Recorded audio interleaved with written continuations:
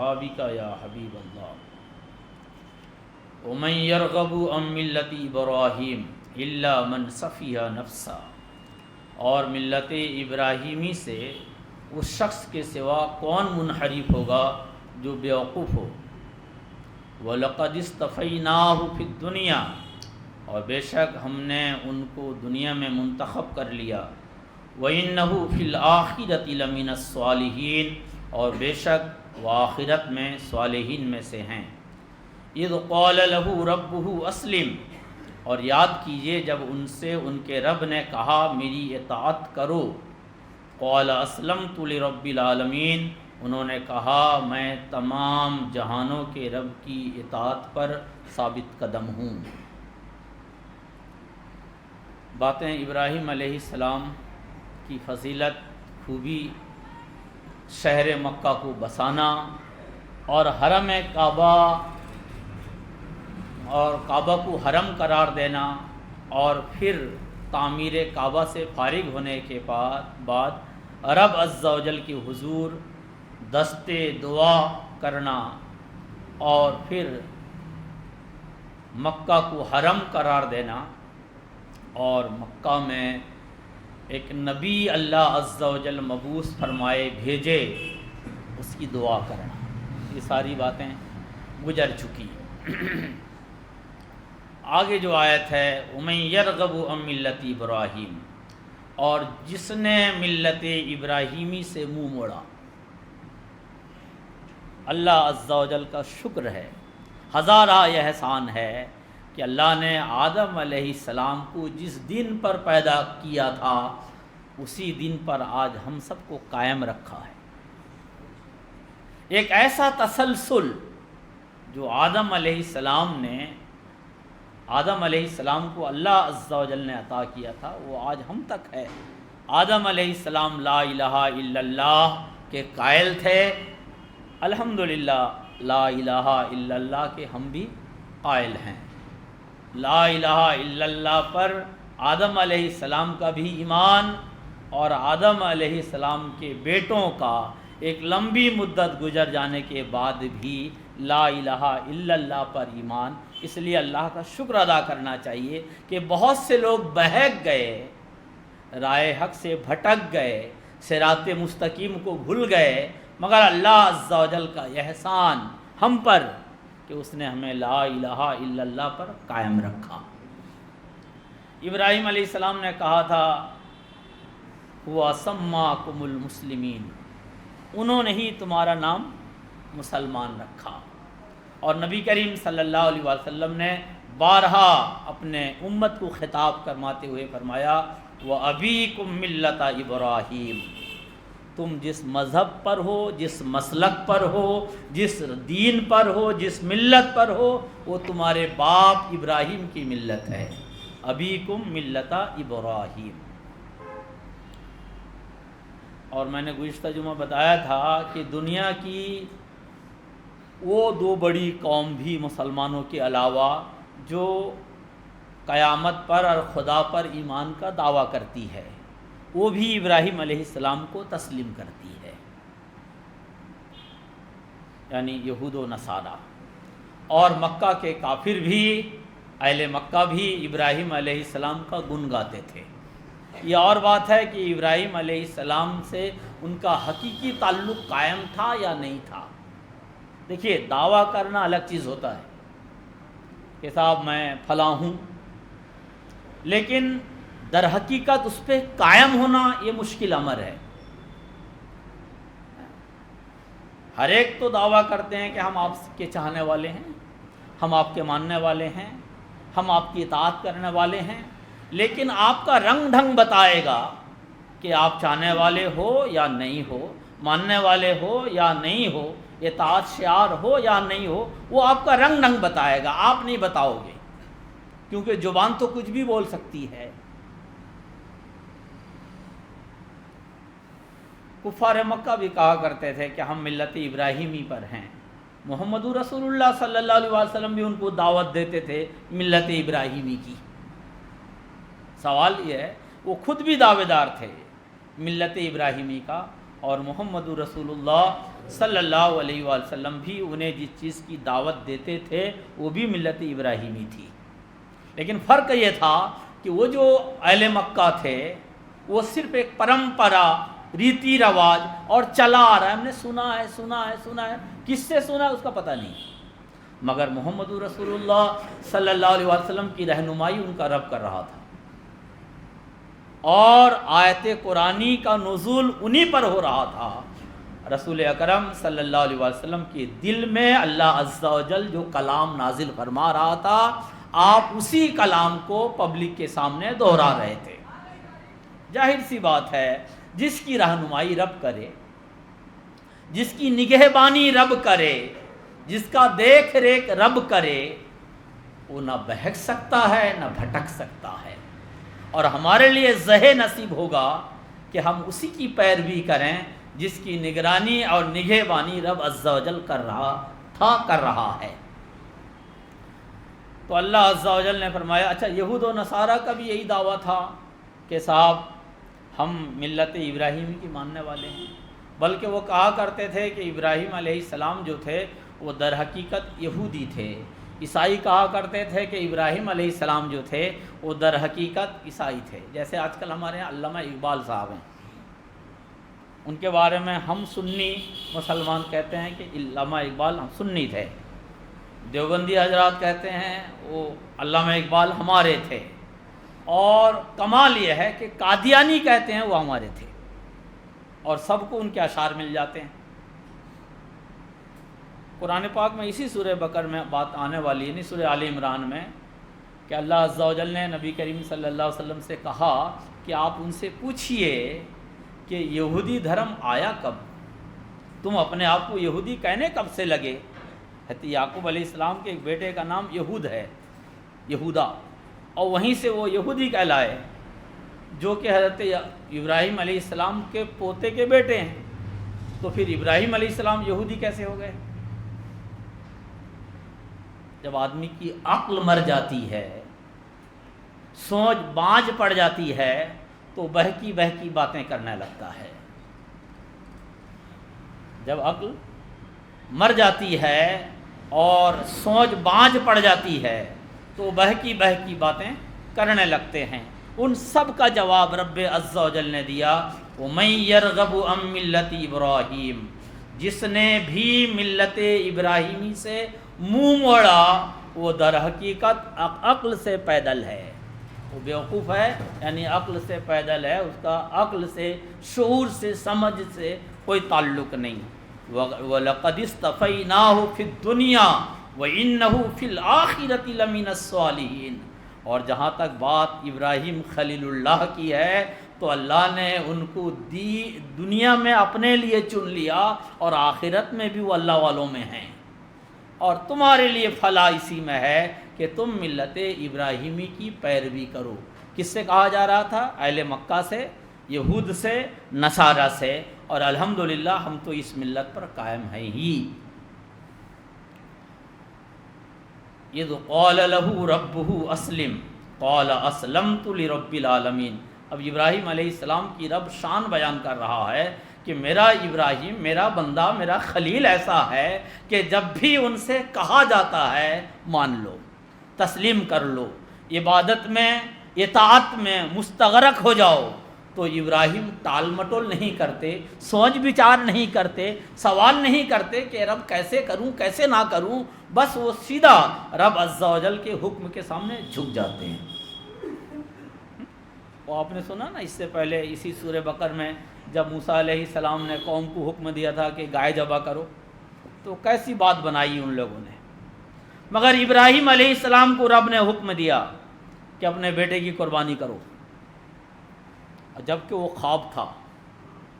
مگر کیا آپ کو کہیں سے بات ملی کہ انہوں نے ٹال مٹول کیا ہو، غور و فکر کیا ہو، بہت زیادہ سوچا ہو کروں یا نہ کروں، اس بارے میں وہ ہفتوں بتائے ہوں؟ نہ، ابراہیم علیہ السلام کو ماننے کی شان یہ ہے کہ جب بھی آپ کو اللہ کے کتاب سے کوئی بات آ جائے اور پرمپرا سے کوئی بات آئے تو آپ اللہ کی کتاب کے سامنے اپنے نفس کو جھکا دو۔ آپ ابراہیم علیہ السلام والے ہو، جب بھی آپ کے سامنے دو راہ آئے، دو راستہ آئے، ایک راستہ وہ جو چلا آ رہا ہے، اور ایک راستہ وہ جو اللہ کی کتاب بتاتا ہے اور رسول اللہ صلی اللہ علیہ وسلم کی حدیث بتاتی ہے، تو کا راستہ چلا آ رہا ہے، کون سا ہے، کس نے نکالا، ہم نہیں جانتے۔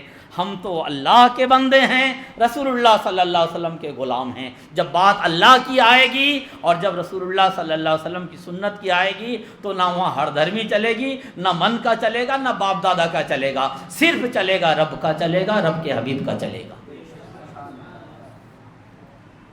وَوَصَّى بِهَا إِبْرَاهِيمُ بَنِيهِ وَيَعْقُوبُ یا بنی ان اللہ اصطفیٰ لکم الدین فلا تموتن الا وانتم مسلمون۔ اور اسی ملت کی ابراہیم نے اپنے بیٹوں کو وصیت کی اور یعقوب نے بھی، اے میرے بیٹو، بے شک اللہ نے تمہارے لیے اس دن کو پسند کر لیا، پس تم تا دم مرگ مسلمان رہنا۔ اب ابراہیم علیہ السلام کے بارے میں یہ کہتے تھے کہ ابراہیم علیہ السلام کا جو مسلک ہے اس پہ ہم عمل کرتے ہیں، اور اس کے بعد وہ اپنا رنگ دکھاتے تھے، عیسائی اپنا رنگ دکھاتے تھے، اہل مکہ اپنا رنگ دکھاتے تھے۔ اللہ عز و جل نے محمد رسول اللہ صلی اللہ علیہ وسلم پر آیت نازل کر کے واضح کیا کہ ابراہیم کے جب انتقال کا وقت قریب آیا، ابراہیم علیہ السلام کا جب انتقال کا وقت قریب آیا تو انہوں نے اپنے بیٹوں کو، اور یعقوب علیہ السلام کے انتقال کا وقت جب قریب آیا انہوں نے اپنے بیٹوں کو بلایا اور کیا کہا، یا بنی ان اللہ اصطفیٰ لکم الدین، اے میرے بیٹو، اللہ نے تمہارے لیے دین کو چن لیا ہے۔ کیا وہ دین کیا ہے؟ ان الدین عند اللہ الاسلام، اللہ نے تمہارے لیے دین کو چن لیا ہے، فلا تموتن الا وانتم مسلمون، تو تم دنیا سے نہ جانا مگر مسلمان ہو کر۔ دیکھیے، باپ دادا کی جو نصیحت ہوتی نا، بڑی کام کی ہوتی ہے۔ وصیت، نصیحت ہم آپ جو ہیں اپنے مرشد کے پاس چلے جائیے، اپنے بڑے کے پاس چلے جائیے اور ان سے کہیے کہ صاحب مجھے کچھ نصیحت کیجیے، اچھی باتیں بتائیے جو مجھے کام آئے، شیطان سے بچا رہوں، رحمان کا ہو کے رہوں۔ وہ آپ کو جب اچھی باتیں بتائیں گے تو اس کے دل میں بچ جائے گی۔ اس کو کیا کہیں گے؟ نصیحت۔ تو جب بھی کسی کے پاس جائیے آپ تو ان سے کہیے کہ آپ مجھے کچھ نصیحت کیجیے۔ جب ایک صحابی دوسرے صحابی سے عموماً ملتے تھے تو کہتے تھے ہمیں نصیحت کیجیے، اور وہ نصیحت کرتے تھے والعصر ان الانسان لفی خسر الا الذین آمنوا وعملوا الصالحات وتواصوا بالحق وتواصوا بالصبر، بے شک انسان گھاٹے میں ہے مگر وہ جو ایمان لائے اور نیک اعمال کرے اور نیکی کی دعوت دے، برائی سے روکے، اور اس راہ میں جو مشکلات آئیں اس پہ صبر کرے۔ یہ نصیحت۔ ایک صاحب آئے نبی کریم صلی اللہ علیہ وسلم سے کہنے لگے کہ یا رسول اللہ صلی اللہ علیہ وآلہ وسلم، مجھے ایسی نصیحت کیجئے کہ مجھے کسی اور کی نصیحت کی حاجت نہ رہے۔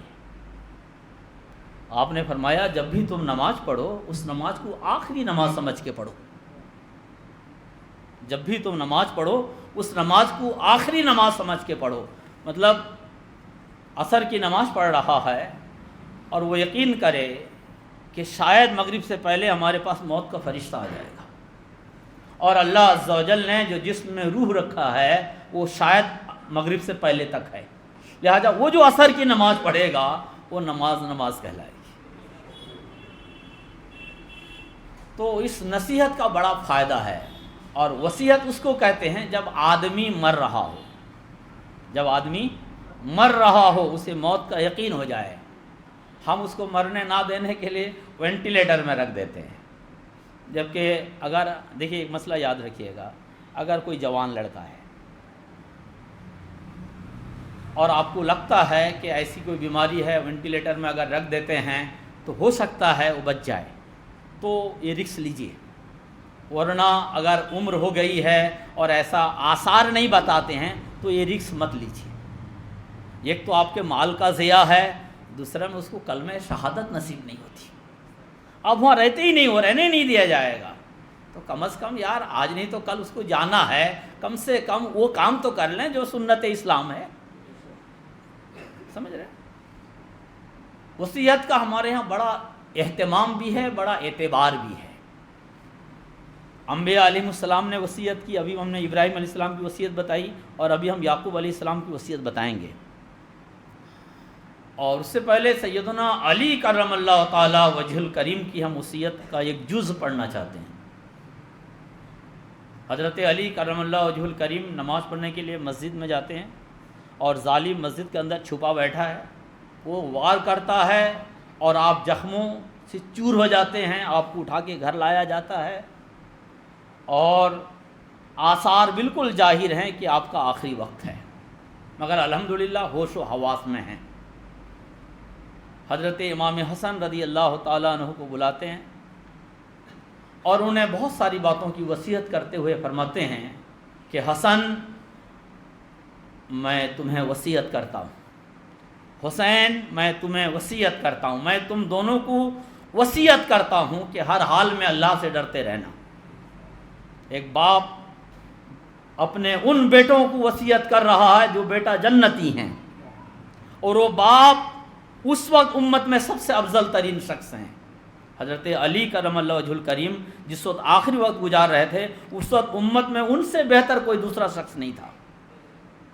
تو حضرت علی کرم اللہ وجہ الکریم فرماتے ہیں میں تم دونوں کو اللہ سے ڈرنے کی وصیت کرتا ہوں، آخرت کی تیاریوں میں مصروف رہنے کی وصیت کرتا ہوں، ہمیشہ ظالم کے دشمن اور مظلوم کے حامی رہنے کی وصیت کرتا ہوں، ہمیشہ ظالم کے دشمن اور مظلوم کے حامی رہنے کی وصیت کرتا ہوں، اور وصیت کرتا ہوں کہ تم کتاب اللہ پر عمل کرتے رہنا. وصیت کرتا ہوں تم کتاب اللہ پر، اللہ کی کتاب قرآن پر عمل کرتے رہنا. اور وصیت کرتا ہوں کہ دین کے معاملے میں کسی ملامت کرنے والے کی ملامت سے نہ گھبرانا.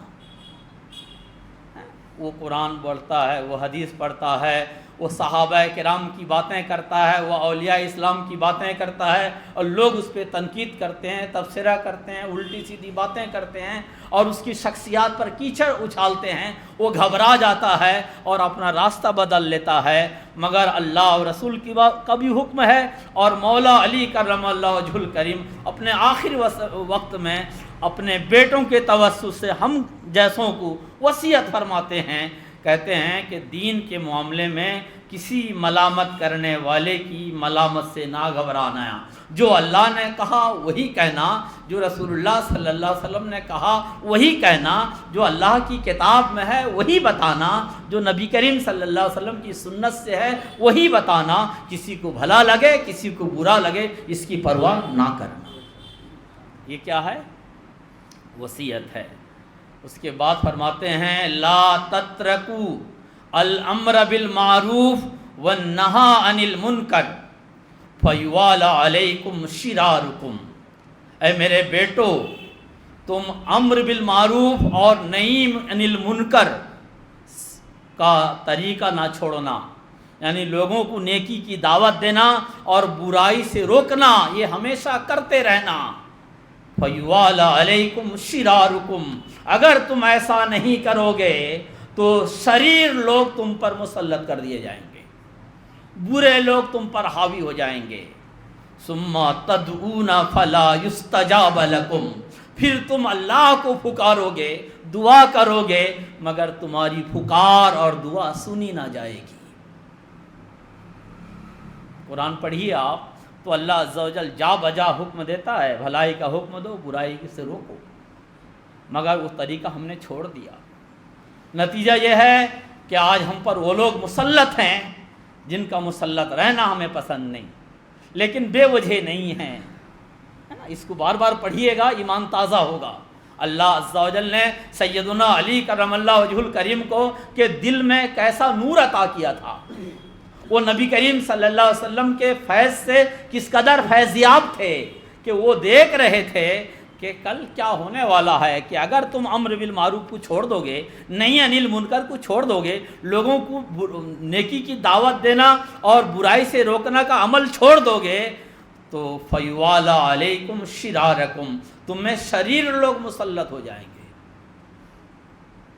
بدمعاش لوگ مسلط ہو جائیں گے، اور تم دعا کرو گے اور تمہاری دعا قبول نہیں کی جائے گی۔ اس کے بعد کہتے ہیں یا بنی عبد المطلب لا الفینکم تخوضون دماء المسلمین خوضا تقولون قتل الامیر المسلمین۔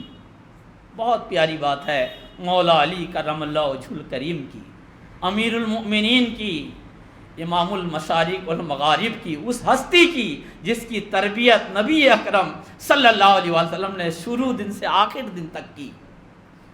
حضرت علی کرم اللہ وجہ الکریم سے محبت رکھنے والے اس بات کو ہمیشہ یاد رکھیے۔ فرماتے ہیں حضرت امام حسن اور امام حسین سے یا بنی عبد المطلب، اور ان کے ساتھ اپنے خاندان کو شامل کرتے ہیں، اے عبد المطلب کے اولاد، لا الفینکم، تم اتاولے نہ ہو جانا، تم اتاولے نہ ہو جانا، تخوضون دماء المسلمین، اور ہر طرف یہ نعرہ نہیں لگانا کہ امیر المومنین قتل کر دیے گئے، امیر المومنین قتل کر دیے گئے، اور مسلمانوں کے خون سے کھیلتے رہنا، ایسا ہرگز نہ کرنا۔ بھئی ہمارا باپ سردار تھا، وہ مار دیا گیا، کسی کو نہیں چھوڑوں گا، دھمال مچ جاتا ہے، شیطانی مچ جاتی ہے، اور پھر ایک قتل کرتا ہے پورا سماج کا قتل ہو جاتا ہے۔ مگر قربان جائیے اللہ عز و جل کی بے شمار رحمتیں ہوں سیدنا علی کرم اللہ وجہ الکریم کے مرقد انور پر کہ وہ اپنے بیٹوں کو اور اپنے خاندان کو نصیحت فرماتے ہوئے کہتے ہیں لا الفینکم، تم اتاولے نہ ہو جانا، تخوضون دماء المسلمین، اور مسلمانوں کے خون سے نہ کھیلنا، اور یہ نہ کہنا قتل امیر المؤمنین، امیر المؤمنین قتل کر دیے گئے، ہم تو خون کا بدلہ لیں گے چاہے کتنے مریں۔ اس کے بعد کہتے ہیں کہ مجھے اس بدبخت نے، ابن ملجم نے وار کیا ہے، اگر میں بچ گیا تو یہ فیصلہ میں کروں گا، اور اگر میں اس زخم سے جا بسا تو صرف ایک ضرب سے، ایک وار سے اس کو مار دینا، کیونکہ رسول اللہ صلی اللہ علیہ وسلم نے فرمایا ہے کہ ظالم کو تڑپا تڑپا کر نہ مارنا۔ کیا دین ہے، کیا وصیت ہے، کیا نصیحت ہے، یہ حضرت علی کرم اللہ وجہ الکریم کی وصیت ہے۔ اور مزے کی بات یہ ہے کہ یہ کتاب، یہ بات سنیوں کی کتاب میں بھی ہے اور شیعوں کی کتاب میں بھی ہے۔ ام کنتم شہداء اذ حضر یعقوب الموت اذ قال لبنیہ ما تعبدون من بعدی قالوا نعبد الہک و الہ آبائک ابراہیم و اسماعیل و اسحاق الہا واحدا ونحن لہ مسلمون۔ ابراہیم علیہ السلام نے اپنے بیٹوں سے وصیت کی، اب یعقوب علیہ السلام کا منظر کشی ہو رہی ہے۔ فرماتے ہیں کیا تم اس وقت حاضر تھے؟ اللہ فرماتا ہے کیا تم اس وقت حاضر تھے؟ شہداء اذ حضر یعقوب الموت، جب یعقوب کو موت آئی۔ اہل مکہ سے بھی پوچھا جا رہا ہے، یہود و نصارہ سے بھی پوچھا جا رہا ہے، کیا تم لوگ اس وقت سامنے تھے جس وقت یعقوب کا آخری وقت آیا؟ ظاہر سی بات ہے کوئی نہیں تھا۔ اذ قال لبنیہ ما تعبدون من بعدی، انہوں نے اپنے بیٹوں سے پوچھا، سارے بیٹے حاضر تھے۔ یہ کہاں تھے پتہ ہے؟ کہاں تھے حضرت یعقوب علیہ السلام جب ان کو موت آئی؟ سنا ہے آپ نے، اس لیے پوچھ رہا ہوں۔ حضرت یوسف علیہ السلام مصر میں حکومت کر رہے تھے نا، وہاں انہوں نے خاندان کو بلا لیا تھا، تو ایک شاہی محل میں موت آئی، موت کا آخر وقت آیا، یوسف علیہ السلام موجود تھے، اور ساری اولاد موجود تھی، اور اولادوں کی تعداد کئی ہزار میں تھی۔ تو حضرت یعقوب علیہ السلام نے ان سب سے پوچھا اذ قال لبنیہ ما تعبدون من بعدی، اے میرے بیٹو میرے بعد کس کی عبادت کرو گے؟ کس کی عبادت کرو گے؟ قالوا نعبد الہک و الہ آبائک ابراہیم و اسماعیل و اسحاق الہا واحدا، انہوں نے کہا ہم آپ کے معبود کی عبادت کریں گے، جس کی عبادت آپ کرتے ہیں ہم اسی کی عبادت کریں گے، اور اپنے باپ دادا ابراہیم اسماعیل اسحاق کے رب کی عبادت کریں گے جو کہ ایک اکیلا رب ہے۔ وَنَحْنُ لَهُ مُسْلِمُونَ، اور ہم سب اسی دین پر قائم رہیں گے، مسلمان رہیں گے۔ یعقوب علیہ السلام نے بیٹوں کو نصیحت کی، اب تم یہودی بن گئے، تم عیسائی بن گئے، اور تم اہل مکہ ایسے بنے کہ نبی آخر الزمان صلی اللہ علیہ وآلہ وسلم کے خلاف میدان میں ہو۔ باپ نے جو نصیحت کی تھی وہ دین حق کی، ملت ابراہیمی کی، اللہ عز و جل کی وحدانیت کی، اللہ عز و جل کی توحید کی، اور نبی آخر الزمان صلی اللہ علیہ وآلہ وسلم کی رسالت کی، مگر تم بدل دیے۔ تلک امۃ قد خلت لہا ما کسبت ولکم ما کسبتم ولا تسألون عما کانوا یعملون۔ وہ امت گزر چکی، اس نے جو کام کیے اس کے لیے ان کا بدلہ ہے، اور تم نے جو کام کیے تمہارے لیے ان کا بدلہ ہے، اور ان کے کاموں کے بارے میں تم سے پوچھا نہیں جائے گا۔ ایک بات ہمیشہ یاد رکھیے گا، اس آیت پاک کے مفہوم کو ہمیشہ ذہن میں رکھیے گا تو بگاڑ نہیں آئے گی، بدعملی نہیں آئے گی، سستی دین میں نہیں آئے گی۔ کیا؟ تلک امۃ قد خلت، ایک امت گزر چکی، ایک جماعت گزر چکی، لہا ما کسبت، ان کے لیے ان کا عمل تھا، ولکم ما کسبتم، تمہارے لیے تمہارا عمل ہوگا، تمہارے لیے تمہارا عمل ہوگا، ولا تسألون عما کانوا یعملون، اور ان کے برے کاموں کے بارے میں تم سے پوچھا نہیں جائے گا۔ آج نا کہا کہ ہم جہنم میں جائیں گے بھی تو جائیں گے، ہم تو فلاں کے اتباع میں چلتے ہیں۔ نہیں صاحب، کیوں جہنم کا شوق ہے؟ کیوں برے راستہ چل رہے ہو؟ کیوں شیطان کے گردیدہ بن رہے ہو؟ وہ گزر چکے۔ ہماری رہنمائی کے لیے اللہ کی کتاب موجود ہے۔ اللہ کی کتاب میں آپ دیکھیے کہ اگر ہمارے باپ دادا قرآن کے مطابق تھے تو بے شک ان سے چپکے رہیں گے، لیکن اگر نہیں تھے تو ان سے کوسوں دور ہو جائیں گے۔ ابراہیم علیہ السلام نے بھی اللہ سے کہا تھا، اے میرے رب میرے بابا کو بخش دے، آزر، اور انہوں نے وعدہ کیا تھا آزر سے کہ میں تمہارے لیے دعا کروں گا۔ ابراہیم علیہ السلام نے دعا کی اپنے رب سے کہ اللہ آزر کو معاف کر دے، اور رب نے کہا اے ابراہیم وہ کفر پہ مرا ہے، وہ شرک پہ مرا ہے، ابراہیم اس کے لیے دعا نہ کرو۔ ابراہیم علیہ السلام نے کہا اے رب میں اس کے لیے دعا نہیں کروں گا جو دوسروں کو تیرے لیے ساجدار بناتے ہیں، جو دوسروں کو تیری ہستی میں شریک کرتے ہیں۔ تو ابراہیم علیہ السلام کے تعلق سے اللہ عز و جل نے ہمیں یہ باتیں بتائی۔ ایک بات اور سن لیجئے، فرمایا چلیے اب آپ کا وقت ہو چکا ہے، یہ وصیت جو ہے، وصیت یاد رکھیے گا کہ ہمارے بڑوں کی سنت ہے، اور ہمارے مرتے وقت اگر ہم کو موقع ملے تو ہم بھی اپنے بچوں کو اچھی وصیت کر جائیں، کیونکہ عموماً ہوتا ہے کہ بچے کہتے ہیں کہ نہیں صاحب مجھے تو یہ کرنا ہے، اس لیے میرے باپ نے کہا۔ تو اگر آپ نے اپنے بچوں کو وصیت کر دی کہ بیٹا ہر حال میں اہل سنت والجماعت پر قائم رہنا، قرآن اور سنت پر قائم رہنا، اللہ کی کتاب جو کہے اس پہ عمل کرنا، تو اگر بچہ بیراروی کا بھی شکار ہوگا نا، شرابی کبابی بھی ہوگا نا، تو وہ کہے گا کہ نہیں یار میرا باپ مرتے وقت ایک جملہ کہہ کر گیا ہے کہ بیٹا اس طریقے پر عمل کرنا، اب چاہے کچھ بھی ہو جائے میں اس طریقے پر عمل کروں گا۔ اب اگر وہ نیک راستے پر عمل کرتا ہے تو آپ یقین جانیے یہ ہمارے لیے ذریعہ نجات ہے نا۔ الحمدللہ ہم تیجا کرتے ہیں، 40واں کرتے ہیں وغیرہ، کیوں کرتے ہیں؟ تاکہ اللہ تعالیٰ مرحوم کو بخش دے، یہی ہمارا مقصد ہے۔ اس میں کیا کرتے ہیں؟ تیجا میں کیا ہوتا ہے کہ ہم کلمہ پاک پڑھتے ہیں، قرآن پاک کی تلاوت کرتے ہیں اور دعا کرتے ہیں۔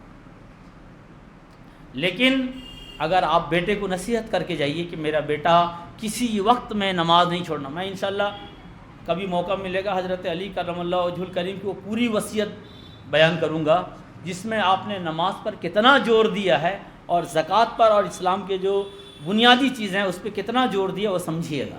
تو اگر آپ یہ وصیت کر کے جائیں کہ بیٹا نماز پڑھنا، بیٹا نماز پڑھنا، اور اگر وہ 5 وقت کی نماز پڑھ لے تو اس میں جو اللہ نے دعا سکھائی ہے، جو درود شریف سے نہ درود شریف کے بعد دعا پڑھ کے جو سلام پھیرتے ہیں، اس میں بچہ ہر 5 وقت میں اور جتنی نمازیں پڑھے گا ہر نماز میں ہے اللہ مجھے بخش دے، میرے ماں باپ کو بخش دے.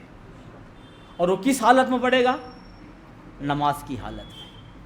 تو یقین ہے میرا رب بڑا کریم ہے، بڑا غفور الرحیم ہے، بڑا ارحم الراحمین ہے، وہ ہمارے گناہوں کو معاف فرمائے گا.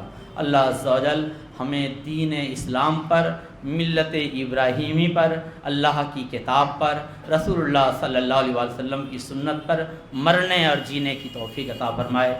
آمین ثم آمین.